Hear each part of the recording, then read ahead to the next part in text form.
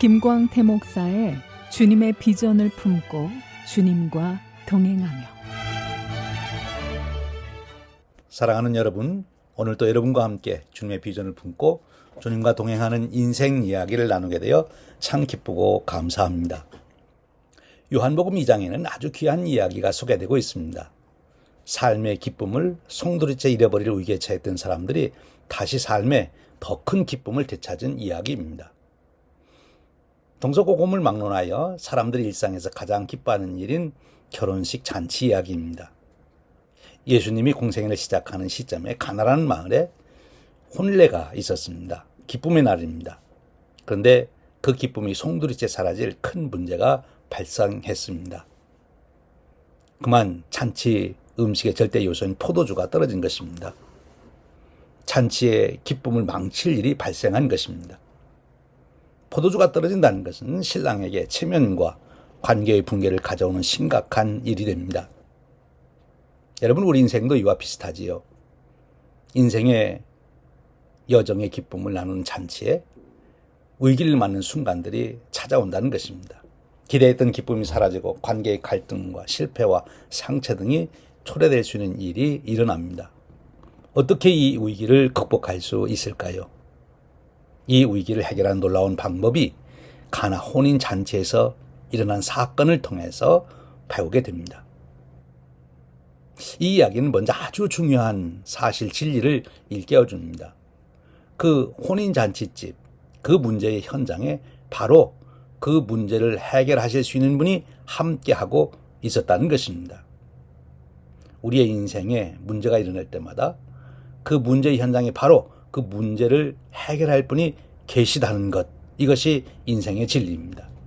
하나님은 우리 인생에 문제가 있는 그곳에 항상 함께 계시다는 것입니다.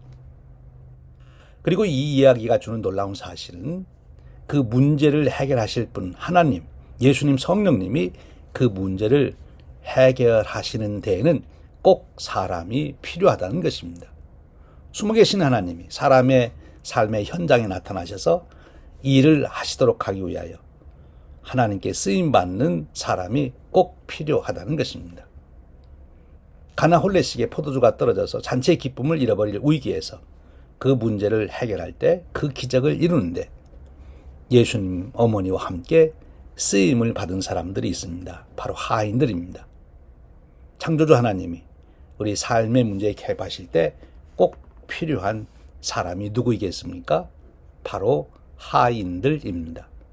하인들은 어떤 사람들입니까? 예수님의 어머님 말씀에 그 답이 있습니다. 너에게 무슨 말씀을 하시는지 그대로 하라. 예수님의 주권을 인정하고 절대 순종하라는 것입니다. 이 태도가 예수님을 문제의 현장으로 모시는 강력한 초청 방법이었습니다. 드디어 예수님께서 일을 하십니다. 어떻게 하셨습니까? 두세 통 드는 돌 항아리에 물을 채우라 합니다. 참 어처구니 없는 일이죠. 포도주가 떨어졌는데 돌 항아리에 물을 채우는 것이 무슨 소용이 있습니까? 그런데 하인들이 그 말씀대로 순종합니다. 아구까지 채우니 이 철저한 순종입니다. 그리고 돌 항아리에 물을 채우니 주님은 그 상황에 더욱 긴장을 고조시킵니다. 그 물을 떠서 연회장에게 갖다 주라는 것입니다. 포도주가 필요한 연회장에게 물을 떠다 주면 그 결과가 어떻게 되겠습니까? 차라리 포도주가 없다고 해야지 물을 포도주라고 내놓으면 더 큰 창피를 당할 것입니다.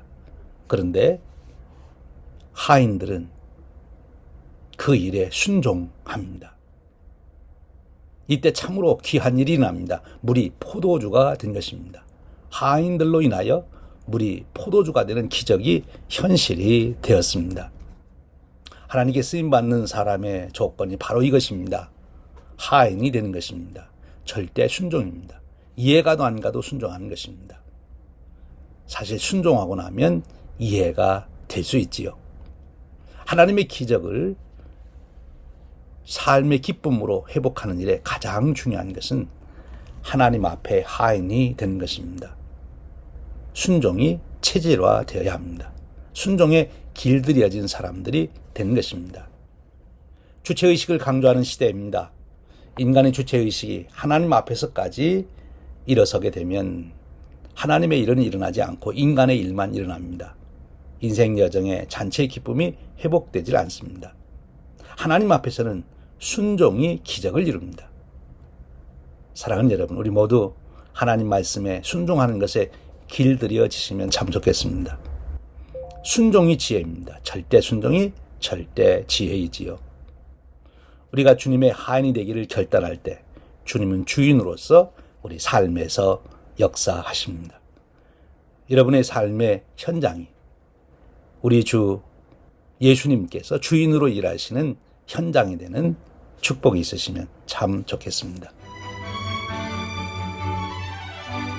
지금까지 시카고 한인 제 감리교회를 담임하시는 김광태 목사의 주님의 비전을 품고 주님과 동행하며였습니다.